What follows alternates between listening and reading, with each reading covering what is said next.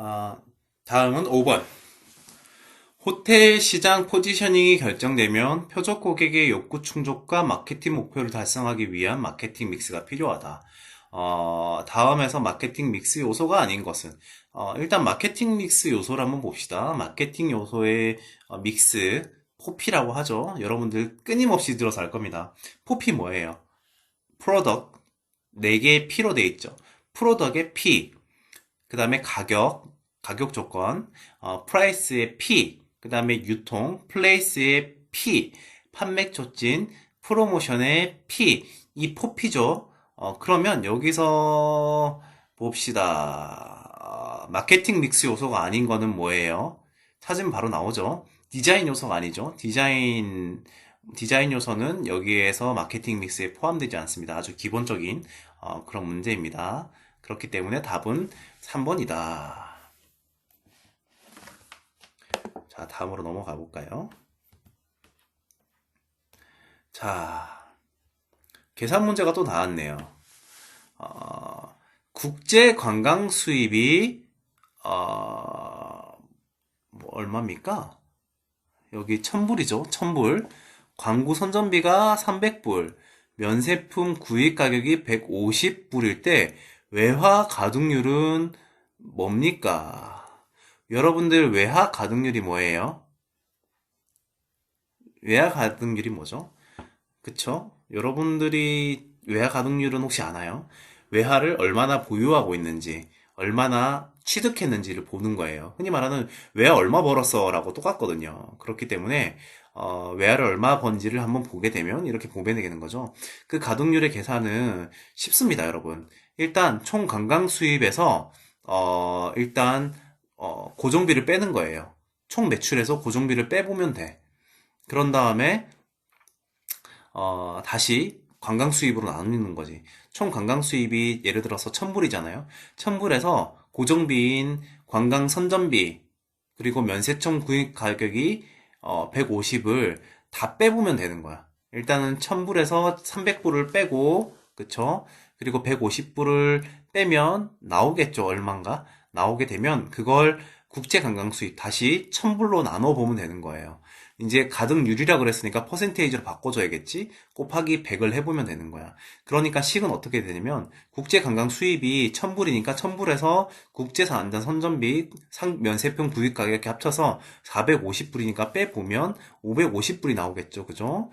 이 관광 수입 1000불에서 550불에서 국제 관광 수입 1000불을 나눈 다음에 곱하기 100을 해보면 55%라는 가등률이 나오게 됩니다. 그렇기 때문에 이것도 계산 문제이기 때문에 외화 가등률 꼭 식을 외워주시길 바랍니다. 네, 그래서 답은 2번입니다. 다음 7번. 체인 호텔의 경영의 장점이 아닌 것은, 여러분 여기 체인 호텔인지 단독 경영 호텔인지 아니면 위탁 경영 호텔인지 이런 여러 가지 호텔의 형식이 있거든요. 그런 형식을 여러분들 꼭 이번에 암기를 하셔야 됩니다. 계속 나오게 되는 문제고 자주 출제가 됩니다. 경영상에 어떤 이점이 있고 어떻게 계산하는지에 대해서 나와 있거든요. 자, 체인 호텔을 경영에 장점이 아닌 것은, 체인 호텔 뭐예요? 그쵸. 체인 호텔은 서로 체인처럼 엮여 있는 거예요. 프랜차이즈도 있고 체인도 있는데, 체인 호텔은 경영 매뉴얼이나 이런 것들이 모두 묶여져 있고 또 안에 있는 여러 가지 매출이나 예약 이런 것들이 다 한눈에 볼 수 있도록 다 묶여 있습니다. 그렇기 때문에 좀 덩치도 크고 여러 가지 움직일 때 같이 변화될 때 뭐 이런 것들을 단체 행동을 같이 해야 되는 호텔들끼리 이런 어떤 뭐 특성이 있죠. 여기서 말하는 체인 호텔의 경영의 장점이 아닌 것을 보게 되면 2번 대량 구매를 통해 구매비를 절감한다. 호텔이 여러 개니까 똑같은 구매를 쓰는 거죠. 예를 들어서 안에 들어가는 치약, 요즘에는 뭐 일회용품 안 들어가죠. 비누, 샴푸 이런 것들을 기존에는 서로 다른 데서 구매해서 좀 비싸졌지만 체인으로 호텔로 해서 호텔이 뭐 100개 정도 된다. 그러면 당연히 알죠, 여러분. 어쨌든 규모의 경제가 있는 거죠. 대량으로 구입하게 되면 가격이 훨씬 다운되는 이런 게 있죠. 그렇기 때문에 대량 구매를 통해서 구매비를 절감한다. 그리고 체인 호텔 간의 예약 시스템을 공유한다. 멤버십을 만들어주는 거지. 예를 들어서 아코르 계열의 호텔 같은 경우에는 노보텔 있죠. 그리고 뭐 체인이 정말 많은데 노보텔 엠버서더도 있고 아니면 뭐 뭐죠? 갑자기 생각이 안 나게 되는데 하여튼 아코르 계열의 체인 호텔들이 정말 많습니다. 체인 호텔들이 정말 많고 그 체인 호텔끼리 저 고객 정보를 예약을 다 공유하게 되면서 멤버십을 주게 돼서 적립도 하고 또 고객 경험들을 기반들을 예약에 적어 놓으면서 어떤 이 고객님은 이런 부분에 뭐 질병이 있기 때문에 이런 걸 케어해 줘야 된다. 아니면 이런 부분에서 좀 도움을 요하니 이런 걸 해야 된다. 아니면 이 사람은 한 번 왔을 때 바를 이용 많이 하니 이런 거 저런 것들을 바를 에 있는 여러 가지 상품들을 좀 잘 노출할 수 있도록 더 신경을 써야 된다. 등등 이런 체인 호텔 간의 예약 시스템을 공유하게 되면서 서로서로 정보 교환을 할 수 있는 그런 장점들이 있죠. 그리고 체크인 할 때 당연히 뭐 회원 별도의 회원 가입이나 이런 거 없이 멤버십 서비스를 이용해서 뭐 업그레이드를 해준다든지 뭐 그런 장점들이 있겠죠. 그러면 사용하는 사람으로 인해서 나는 여기 처음 온 사람인데 전에 있던 같은 브랜드를 이용하게 되면서 나 여기서 나한테 대접을 해줘? 약간 이런 느낌을 받게 될 수 있는 거지. 그런 뭐 여러 가지 장점이 체인 호텔 간의 예약 시스템을 공유하는 데에 대한 뭐 장점도 있습니다. 그리고 유치하기도 훨씬 좋고요. 새로운 고객을 유치하는 거에서도 훨씬 도움이 되기도 하고 그렇기 때문에 체인 호텔 간의 예약 시스템을 공유하는 장점이 또 있습니다. 자, 그리고 투자 자금 조달이 용이한 것도 많습니다. 아무래도 규모가 크다 보니까 뭐 잘 되는 것도 있고 잘 되지 않는 것도 있겠지만 어쨌든 이걸 전체로 보는 거예요. 전체로 보게 되면서 투자 자금 조달이 굉장히 용이한 방면이 없지 않아 있습니다. 그렇기 때문에 어, 일단 답은 1번입니다. 경영상의 독립성을 유지하진 않아요. 독립성을 유지하는 건 그냥 개인 호텔이고 개인 단독 호텔 경영 같은 경우에는 독립성을 유지하겠지만 체인 호텔들은 좀 까다롭고 독립성보다는 단체성이 공동성, 공유, 단체성 이런 것들이 강해서 창조적이지 못하지만 규모의 경제에 의해서 굉장히 단단한 그런 구조를 가지고 있습니다. 경영상의 독립성이나 창의성을 가지지는 못하죠. 그렇기 때문에 경영의 독립성을 유지한다라고 설명한 1번이 바로 답입니다. 자, 8번. 호텔 회계부서의 회계원이 투숙객에게 소액 현금을 빌려주고 회계 처리하는 방식으로 맞는 것은 이건 다 여러분들 외워두셔야 돼요. 다 외워두셔야 돼요. 이 서비스는 일단은 이것도 단골로 계속 나오는 문제인데 답은 그냥 페이드아웃 바우처로 계속 나오고 있어요. 이게 증빙서류 남긴 다음에 게스트 리더의 그 금액을 계산하는 방식 이 방식이거든요. 이런 방식 외에도 기타 등등 여러 가지 방법들이 있습니다. 여기에서 나오는 어라원스 방식이라든지 아니면 뭐 게스트 방식 아니면 기타 등등 여러 가지 방식들이 있는데 이것들은 차차 다루실 예정이지만 그래도 앞에 있는 어떤 회계 상에 있던 지불 방식 그리고 투숙객에게 나중에 뭐 어떤 바를 이용한 거에 대한 후불제 뭐 기타 등등 아니면 노쇼에 났을 때에 대해서 예약금을 처리하는 방식 기타 등등 굉장히 범위가 많거든요. 그런 것들을 여러분들이 반드시 조금 외워두시는 게 필요합니다. 일단 답은 2번입니다. 페이드아웃 바우처 같은 경우에는 증빙서를 남겨서 그냥 소액에게 현금을 빌려주는 거예요. 빌려줘서 그 고객이 지금 당장에 이용할 수 있는 방식 그리고 뭐 다른 곳은 소액의 현금을 빌려주는 건 좀 그러니까 리조트 안에서 사용할 수 있도록 아니면 객실 카드나 아니면 리조트 호텔 같은 경우에 테마파크 안에 있는 곳은 팔찌 같은 것이나 이런 거에 후불제로 할 수 있는 것들을 주는 것도 또한 페이드아웃 바우처에 해당합니다. 그렇기 때문에 이런 것들은 여러분들 한 번씩 다시 보시는 것도 중요합니다. 답은 2번.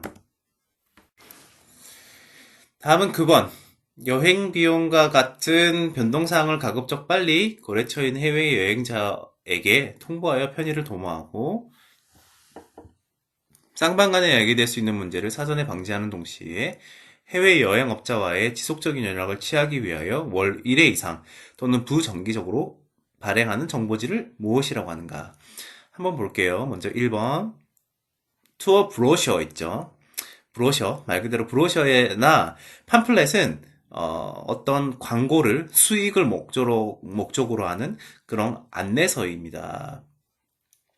2번 confidential tariff라고 적혀 있습니다. tariff라고 적혀 있는 건 잡지죠. 말 그대로 일단 세계적으로 엄청 유명합니다. 이 세계적으로 유명한 여행 잡지인데 여기에 실리게 되면 뭐 주요 항공사들도 많이 광고를 게재하기도 하고 또 뭐죠? 뭐 예를 들어서 게스트하우스 중에 엄청 유명한 곳 아니면 여행사 뭐 이런 국가 간 이런 여러 가지 여행 관련한 뭐 동영상을 싣기도 하고 그런 세계적으로 유명한 잡지를 뜻합니다. 보통은 이것도 수익을 목적으로 하는 것이죠. 그리고 4번 팜플렛 역시 아까 전에 안내서라고 말을 드렸습니다. 3번 블레팅 같은 경우에는 보통 수익을 목적으로 한다기보다 업자와의 긴밀한 컨택을 위해서 보통 연락 차원에서 많이 하기도 하고 특히 뭐 예전에는 파타 퍼시픽 아시아 트래블 에이전트 같은 경우에 아이타나 파타 같은 경우에 이런 블루틴을 많이 발행을 했습니다. 어떤 소통을 목적으로 또 긴급한 사항을 알려주려고 하는 것들이 있겠죠. 예를 들어서 최근에 긴급한 상황이라면 여행업계에서 가장 문제시되고 많이 거론되고 있는 건 바로 코로나겠죠. 요즘에는 그게 나왔습니다. 면역 비자라고 나와 있는데 이런 면역 비자가 있게 되면 해외로 이제 뭐 2주 동안, 3주 동안 격리되지 않고 바로 활동할 수 있는 그런 비자를 뜻합니다. 한국 내에서 이미 뭐 백신을 맞고 왔다던가 아니면 이미 코로나 검사를 전하고 왔을 때 바로 입국이 되는 그런 형태를 말하는 것이죠. 그런 정보들, 기타 가격이 변동, 예를 들어서 어떤 유가의 변동 때문에 지금 엄청나게 비행기 비용이 올랐다라는 것을 급히 알려줘야겠죠. 왜냐면, 유류 할증료 같은 경우에는 현재 상황에 따라서 많이 변화될 수 있는 부분이거든요. 그렇기 때문에 이런 것들을 급하게 알려줄 때, 또 환율 변동이 클 때, 이런 것들 빨리 해외 업자에게 말해줘야지 그쪽에서 대비를 하겠죠. 예를 들어서 거의 남기지 않고, 인건비 정도로만 남긴다고 생각하고 해외여행업자가 관광객을 받았어요. 근데 갑자기 환율이 엄청 오르는 바람에 자기들은 인건비만 남기려고 그랬는데 인건비도 남지 않는 거야. 그렇게 되면 이 여행 프로그램을 하나만 하잖아요. 그죠? 그렇기 때문에 이런 걸 조율하기 위해서 빨리 현지와 빨리 연락을 하고 한 달에 한 번 또 부정기적으로 급하게 이런 정보지를 웹상으로 요즘에는 많이 합니다. 그런 걸 바로 블루틴이라고 합니다. 그래서 답은 3번입니다. 10번 A호텔과 B회사 간의 계약을 체결하여 A호텔에 숙박하는 B회사 고객들에게는 20% 객실료를 할인해주는 요금 제도는 여러분들 이거 계절별 할인 요금 부산에 있다 보니까 완전 알고 있죠. 이런 비수기, 성수기가 있다는 걸 알고 있습니다. 계절별 할인 요금이 있습니다. Off Season Rate라고 나와 있어요. 그리고 헷갈리지 말아야 될 거는 여러분들 단체 할인 요금이 있어요. 그룹 디스카운트 레이트가 있고요. 또 가이드 요금도 있어요. 근데 회사 간 비즈니스 레이트라고도 합니다. B2B 레이트라고도 하고, 이 커머셜 레이트 같은 경우에는, 회사 간의 계약을 체결해서 할인해 주는 겁니다. 단체 할인 요금 같은 경우는 그룹 디스카운트 레이트 같은 경우에는 회사라고 하기보다, 흔히 말하는 컨벤션 요금 같은 경우에 단체로 많이 들어오잖아요. 그런 단체 할인 요금이나 커퍼레이트 디스카운트 레이트, 뭐 커머셜 요금은 이거라도 설명을 하는데 예를 들어서 인센티브 단체다. 그러면 여러분들 잘 생각을 해야 됩니다. 이게 단체 할인 요금인지 아니면 커머셜 회사 간이라고 했으니까 인센티브 단체도 회사잖아요. 그죠? 이거를 어떻게 사용하는가에 따라서 호텔의 수익이 나고 나지 않고가 결정하게 됩니다. 보통 인센티브 그룹 단체라고는 하는데, 예를 들어서 사람이 정말 많다. 사람이 정말 많아서 막 한 5천 명 정도가 된다. 그러면 그 호텔에 묵기 위해서 커머셜 요금이 나올까요? 아니면 단체 할인 요금이 나올까요? 일단 주최자 측에서는 단체 할인 요금이 좋겠죠. 하지만 호텔 쪽에서는 커머셜 요금 할인이 낮습니다. 왜냐면 이 단체를 활용할 수도 있지만 나중에 100명, 200명씩 이렇게 회사 내로 들어올 수도 있거든요. 그 장기적인 어떤 고객 관리를 위해서 커머셜 요금을 받는 게 굉장히 좋습니다. 하지만 소규모 그룹에 있는 단체다. 그러면 단체 할인 요금을 주는 것보다 커머셜 요금이 낫겠죠. 단체가 너무 많다. 너무 크다. 뭐 이렇게 됐을 때는 단체 할인 요금으로 인해서 조금 더 디스카운트를 해주는 이런 방향이 있겠죠. 가이드 요금은 그렇습니다. 가이드 요금은 방 객실 뭐 20개당 하나, 아니면 30개당 하나, 뭐 10개당 하나, 뭐 이렇게 주는 게 있거든요. 그렇기 때문에 뭐 가이드는 사실 여행객들을 호텔로 데려오잖아요. 유치를 해주잖아요. 그렇기 때문에 가이드 요금이 따로 있게 되고요. 그리고 단체 고객당 하나씩 무료로 나가는 요금들이 있습니다.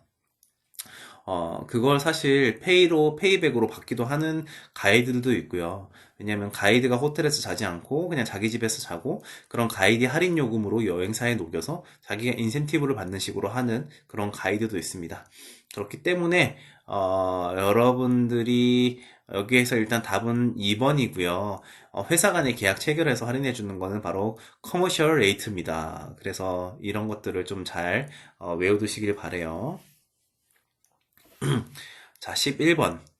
상주 인구 100만 명인 A 도시는 관광지로서 아주 매력이 있어 주말인 오늘 관광 온 숙박 관광지도 모두 40만 명이다. 이 도시의 관광자 비율은 너무 쉽죠? 관광자 비율은 숙박 관광객 나누기, 그쵸? 상주 인구 하면 되잖아요. 그죠? 그렇기 때문에 뭐 쉽게 이건 숫자만 봐도 알 수 있어요. 수학을 필요 없고 산수만 되는 문제라. 답은 어쨌든 4번입니다. 40%. 자, 12번. 다음 중 버틀러 서비스를 바르게 설명한 것은 이 버틀러 서비스가 최근은 호텔들이 많이 가격이 다운되고 비즈니스급이 많이 생겨나는 것 때문에 이 버틀러 서비스가 많이 사라졌거든요. 하지만 스위스나 기타 좀 유럽에 가보면 이런 VVIP를 위한 버틀러 서비스가 있습니다. 버틀러 서비스는 뭐냐면 24시간 내내 한 사람 또는 두 사람이 번갈아 가면서 교대하면서 그 사람한테 서비스를 그냥 다 해주는 거예요. 집사 역할을 하면서 뭐 요구하는 하나하나를 다 해주는 겁니다. 요즘에 이런 버틀러 서비스가 여러분들 그거 알죠? 무장애 관광. 기존에는 장애인들이 선천적 장애가 있는 사람보다 요즘은 후천적 장애, 사고를 당했거나 이런 후천적 장애가 있는 사람들이 많아요. 그리고 베이비붐 시대에 태어나서 열심히 자신의 재산을 모아서 끝에 여행을 떠나거나 즐기고자 하는 사람들이 구매력이 있는 거죠. 구매력이 있고 소비력이 있기 때문에 그 사람들이 사실 버틀러 서비스를 이용하기에는 최적합니다. 무장애 관광은 진짜 그냥 자기가 혼자 여행을 가고 싶은 거예요. 후천적 장애를 당해서 자기가 장애가 있는데 호텔에 숙박을 하고 싶어. 그런데 거기에 요양원이나 간호원을 데리고 가면 가격도 비싸잖아요. 그렇기 때문에 공항에 신청을 합니다. 공항에 신청을, 호텔에 신청을 합니다. 나 버틀러 서비스 이용하고 싶어. 난 장애가 있어. 하지만 나는 구매력이 있고, 또 소비력도 있기 때문에 나는 버틀러 서비스를 이용하고 싶어라고 좀 고급 호텔에 말하게 되면 거기 집사가 붙어서 호텔에 데리러 나오기도 하고 또 이 24시간 내내 그 사람을 위한 흔히 말하는 시중을 들기도 하는 거예요. 이게 VVIP를 위한 버틀러 서비스거든요. 이 서비스가 사실 호텔 서비스의 정점이라고 볼 수 있어요. 여기는 굉장히 숙련된 서비스 매니저가 붙어서 온갖 서비스를 다 해줍니다. 특히 여러분들 그거 보신 분 있을 거예요. 영화에서 보게 되면 그 버틀러 서비스를 이용하는 그 라스베가스 이런 펜트하우스를 이용할 때 집사가 한 명 붙어서 계속 뭐 부르기만 하면 그 집사가 왔다 갔다 하면서 계속 케어를 합니다. 새벽에도 케어를 하고 룸서비스 새벽에 갖다가 놓으려면 갖다 주고 꽃 준비해 달라면 꽃 준비해 주고 나는 이런 옷들이 드레스업이 필요한데 이런 브랜드의 이런 거 사달라라고 말하면 거기에서 그런 것들도 사주게 됩니다. 그게 바로 VVIP를 상대로, 기빈층을 상대로 하는 서비스예요. 예, 그래서 후천적 장애가 있거나 또는 그냥 아예 흔히 말하는 재벌들이 이런 서비스를 이용하기 위해서 보틀러 서비스를 이용하긴 합니다. 어쨌든 이게 굉장히 가격 단가가 비싸기 때문에 이 버틀러 서비스를 잘 활용하게 뭐 되면 굉장히 또 이득이기도 하고, 또한 뭐 호텔의 서비스를 100% 즐기고 올 수 있는 이런 것들이 되게 됩니다. 예, 그렇기 때문에 여기는 답은 아예 3번입니다. 1번, 2번, 4번, 이런 것들은 뭐 호텔의 기본적인 서비스죠. 그쵸? 자, 13번으로 넘어갈게요.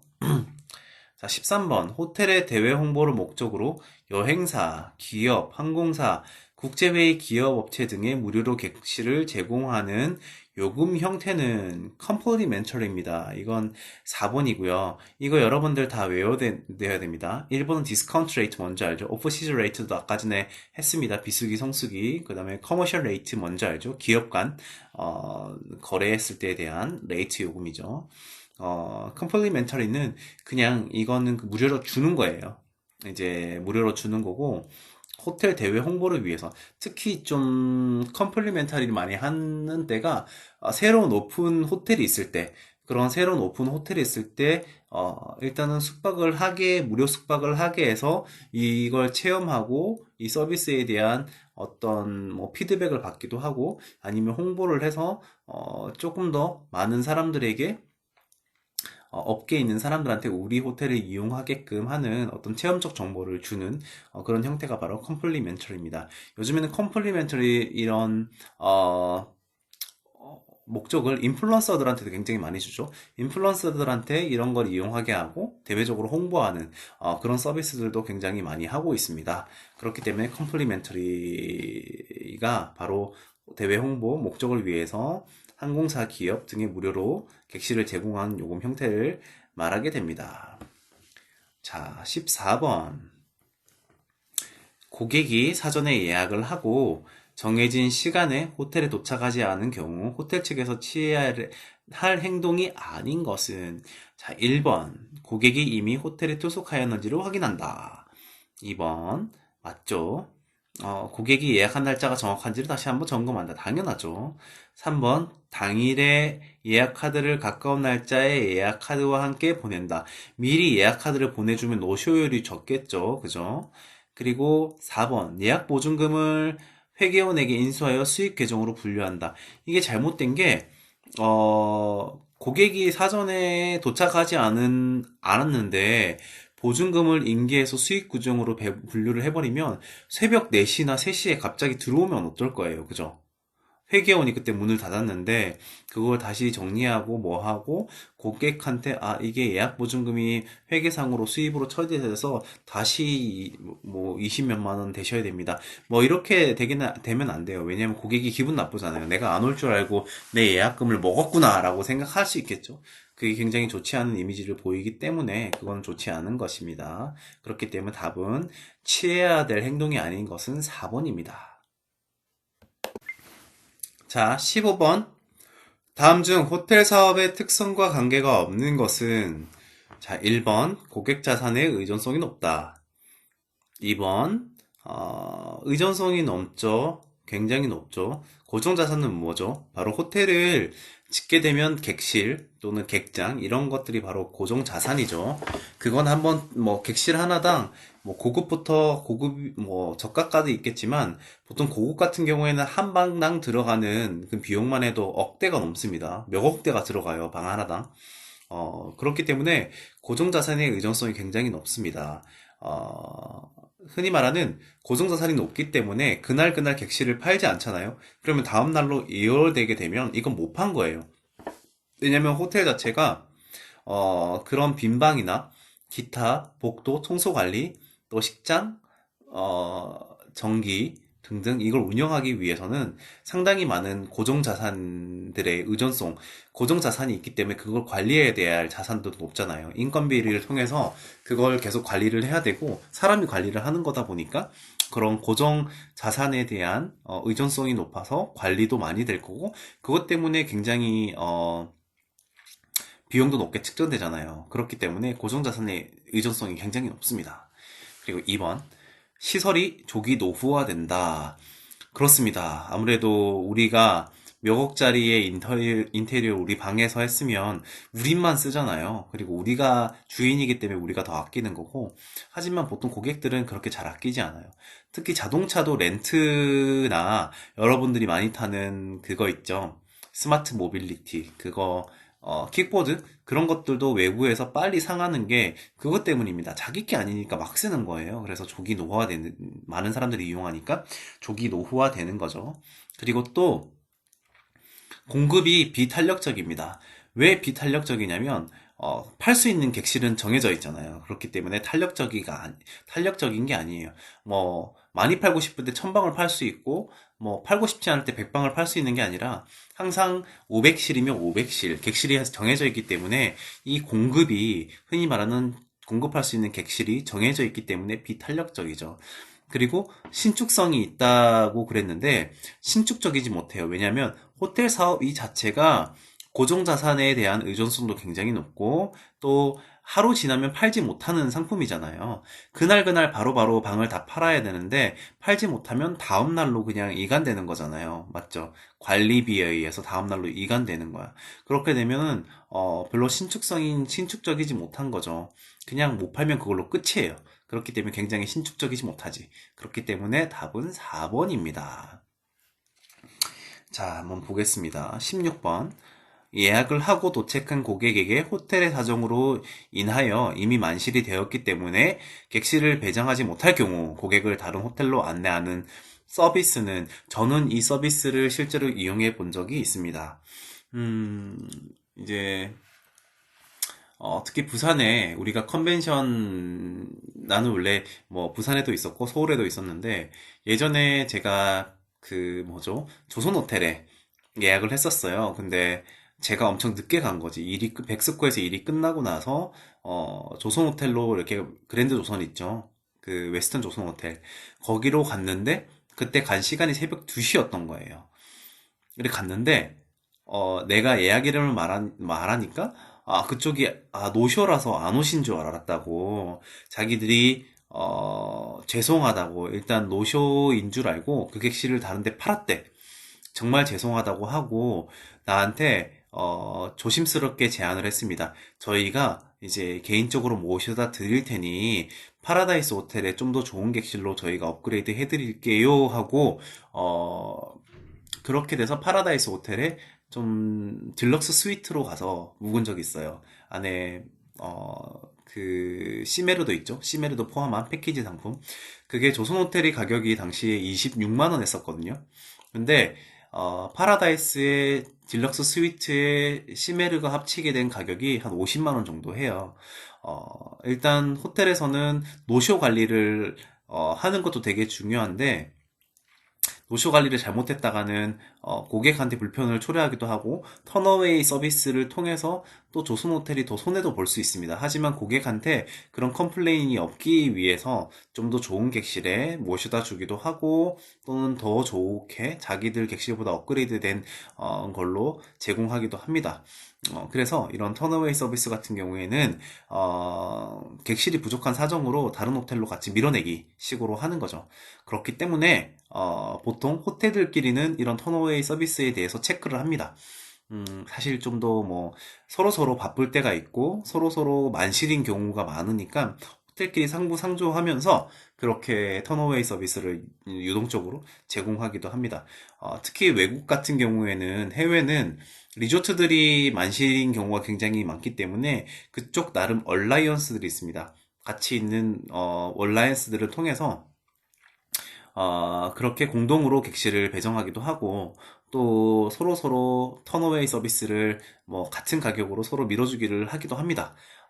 자기들이 고객들이 너무 많으면 옆에 있는 쪽으로 좀 밀어주기도 하고 당겨주기도 하고 그렇게 협력 관계처럼 하는 것이 많은 해외가 되게 많습니다.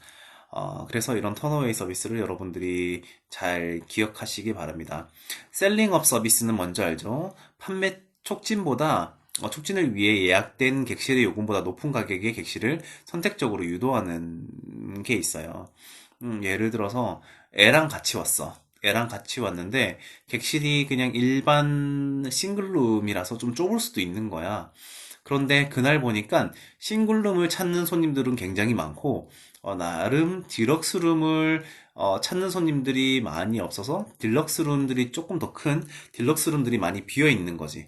그럼 여러분 같은 경우에는 어떻게 하겠어요? 셀링업 서비스를 합니다. 셀링업 서비스를 이런 식으로 하는 거지. 아, 유아 동반이 있으신 것 같은데 조금 불편하신 것 같아가지고 저희가 원래는 가격이 이러이러한데 조금 할인을 해드려서 딜럭스룸을 이용해드리게 하겠습니다 라고 해주면 뭐 좋을 수 있겠죠. 원래는 딜럭스룸이 뭐냐 30만 원 한다 그러면 자기는 싱글룸이 15만 원이야. 그러면 30만 원짜리를 한 25만 원, 한 3만 원 정도 해준대. 그러면 난 여기서 7만 원만 더 내게 되면 좀 더 넓은 객실에 애도 같이 좀 넓은 공간에서 같이 지낼 수가 있어. 그러면 충분히 이용하는 거죠. 딜럭스룸이 많은데 그건 안 팔면 그냥 손해겠죠? 그렇게 셀링업을 하고, 싱글룸이 그럼 한 개 비게 되잖아. 근데 싱글룸은 잘 나간다 그랬잖아요. 누군가 와서 어쨌든 예약은 할 거란 말이지. 그러면 결론적으로 딜럭스룸을 하나 더 판 거예요, 여러분.